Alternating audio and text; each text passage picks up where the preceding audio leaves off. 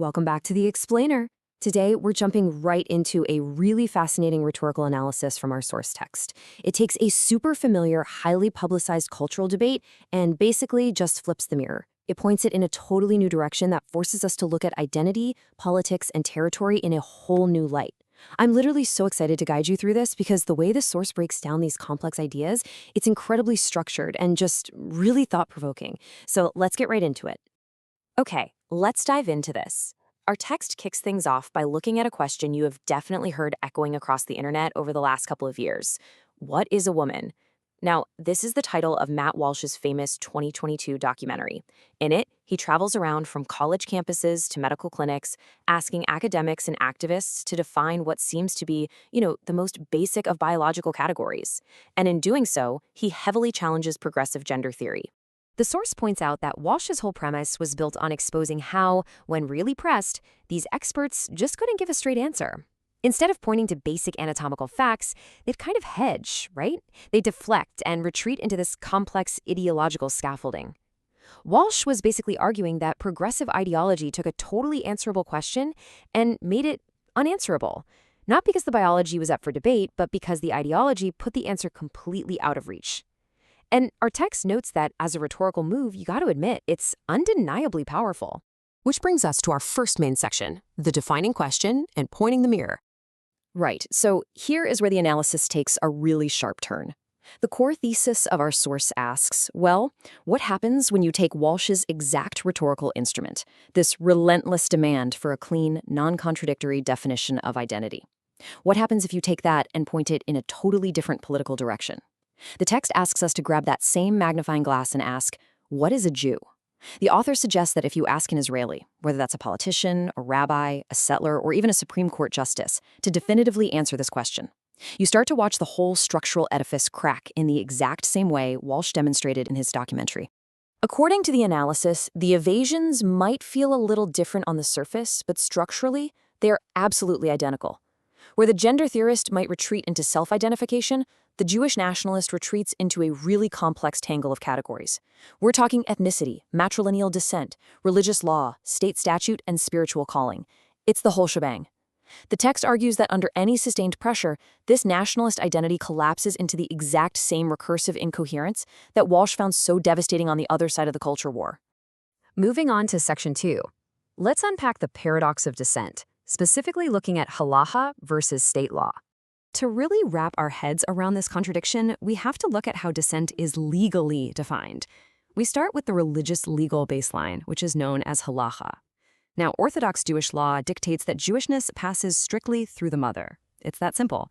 If your mother is Jewish, you are Jewish, period. It's completely regardless of your personal beliefs, whether you actually practice the religion, or what culture you belong to. As the text points out, this sounds exactly like the kind of strict biological essentialism, a category rooted firmly in blood, that someone like Matt Walsh would absolutely applaud.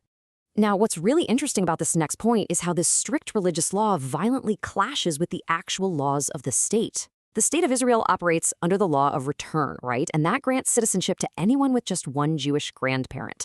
The source actually dryly notes that this definition was borrowed from the Nuremberg laws. To put that into perspective, Israel recognizes people as Jewish for immigration purposes that the Orthodox authorities absolutely do not recognize as Jewish for religious purposes, so the state can't even agree with its own rabbinical establishment on what this identity fundamentally is. And that leads us perfectly into Section 3, the paradox of conversion and the dissolution of essentialism. So, here's the next structural layer of the argument. Think about it. If identity is purely a matter of genetic descent or blood, like the essentialist argument claims, then converting to it should logically be impossible. You can't convert your genome, right? No way. Yet Orthodox Judaism not only permits conversion, it actually treats the convert as fully Jewish in every legal and communal sense. The source highlights this really fascinating quote from Rabbi Tovia Singer, a prominent Orthodox voice. He tells prospective converts, if you feel a calling that you want to join the Jewish nation, then pursue it. I want you to notice that specific word there, a calling. The author argues that this is exactly where the parallel becomes unavoidable. The language of a calling, this deeply felt internal sense of belonging that drives someone toward an identity they literally weren't biologically born into, it structurally mirrors the exact phenomenological language, that internal, lived experience of gender identity. It's the exact same internal validation that Walsh relentlessly mocked when progressive theorists used it to define womanhood. And this contradiction gets even deeper when we look at the actual conversion process. Now, Orthodox Judaism places immense, rigorous weight on conversion.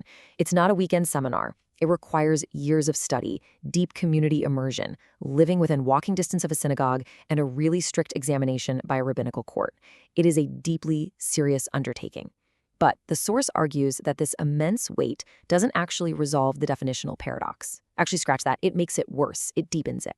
Just look at the contradictions we're left with here. Jewishness is defined as unchosen, meaning you're born into it, but also chosen because you can convert. It's ethnic, relying on DNA and matrilineal transmission, but simultaneously not ethnic because a DNA test alone doesn't legally make you Jewish. It's intensely religious, demanding strict observance, but also completely non-religious since entirely secular Israelis are considered fully Jewish. The source points out a pretty biting irony here. When Walsh's subjects contradicted themselves, it was labeled ideological bankruptcy. But when these legal and religious systems contradict each other, well, it's often revered as a mark of civilizational depth. Let's transition to Section 4, the historical narrative and the invention problem.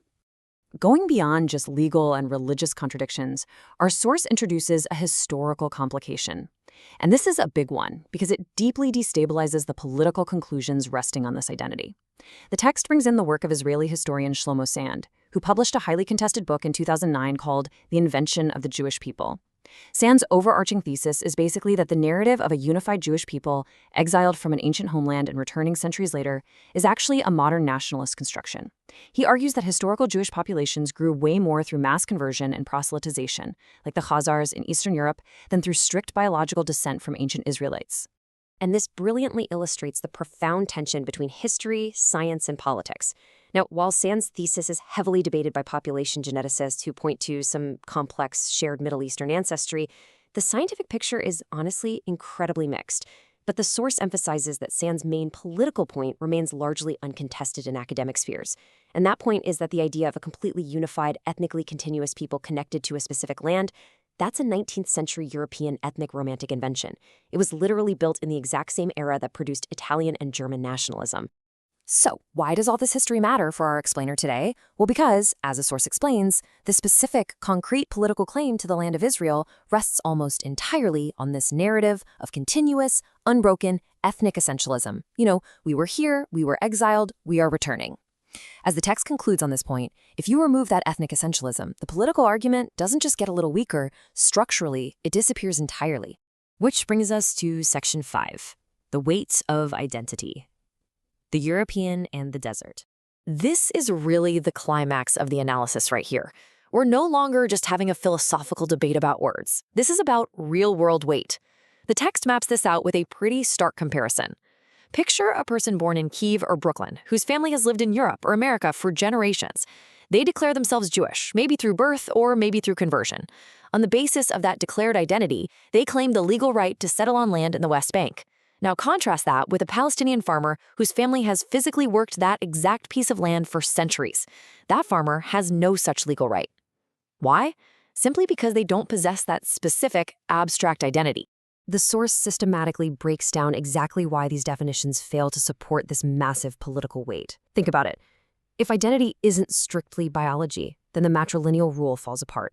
If it's not religion, well then secular claims to the land fail. If it's not unbroken continuous descent, then Sand's historical challenge holds up. And if the identity is based on a calling and conversion, well then we have to admit that a phenomenological internal feeling, literally the exact thing Walsh ridiculed, is doing incredibly heavy, aggressive political work. So the crucial point here is that the author isn't applying Walsh's examination to deny the reality or the beauty of Jewish identity at all. That community is incredibly vivid and real. Rather, the text is interrogating the specific claim that this highly contradictory identity can legally confer a territorial right that completely supersedes the rights of people physically living on that land. The definition isn't just academic, folks. It is load-bearing. The entire architecture of dispossession rests right on top of it. As we wrap up this explainer, the source leaves us with some incredibly challenging questions about how these internal feelings magically translate into hard property rights. I mean, if a calling is enough to trigger a deeply complex conversion process, why does that settler's calling ultimately confer a physical deed to land? And conversely, the text asks us to consider the stark imbalance in how identity is politically ratified over there. What exactly would the Palestinian farmer in Hebron have to internally feel, and for how long? And ratified by what court? For his calling, his deep connection to the dirt he stands on, to legally count for anything at all. We end on this truly provocative final thought from our source. The rhetorical tool that successfully exposed contradictions in gender theory produces an equally massive challenge when applied to territorial claims based on identity. But as the text concludes, it's a question that the right-wing audience who heavily championed Walsh's documentary absolutely refuses to ask. The question of what is a Jew in this political context definitely has an answer. It just really isn't the one the question was originally designed to protect. Thanks so much for joining me for this deep dive on The Explainer. Keep questioning, keep learning, and I'll catch you in the next one.